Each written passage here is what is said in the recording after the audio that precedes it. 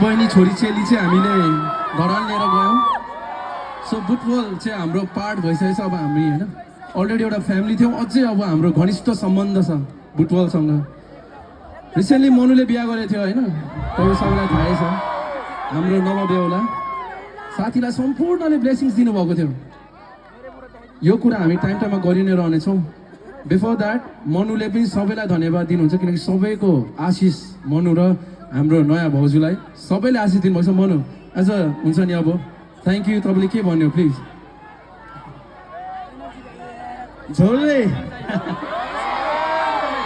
नै हो मलाई आउने भनेको त। सबैजनालाई मकर दिवसको एकदम शुभकामना। अनि बुटुवाललाई धेरै धेरै धन्यवाद। तपाईँहरूकै छोरी चेली बहिनी दिदीलाई चाहिँ मैले अब यसो पूर्वतिर लगेँ, त्यसमा माइन्ड नगर्नु होला। अनि अहिले यहीँ छ, यहीँ मस्जिद छ त हेरिरहेछ है। अहिले तालबाट भन्नु उसलाई म स्टेजमा पनि बोलाउँछु जस्तो लाग्दैछ मलाई होइन। अनि एनिवे तपाईँहरूले जतिजनाले पनि मलाई होइन अब दाम्पत्य जीवनको शुभकामना दिनुभएको थियो है, सबैजनालाई मैले पर्सनली थ्याङ्क यू भनेर भन्नु त सकिनँ, टेक्स्ट पनि गर्न सकिनँ, रिप्लाई गर्न सकिनँ, त्यसको लागि सो सरी। अनि यो भिडमा जतिजना पनि हुन्छ मलाई विस गर्नु नै सबैजनालाई धेरै धेरै धन्यवाद, एकदमै मनबाट नै धन्यवाद धन्यवाद धन्यवाद छोडले। Thank you Manu. मनुलाई पनि सम्पूर्ण हाम्रो बटौलीबाट सम्पूर्णले धेरै माया गर्नुहुन्छ, धन्यवाद।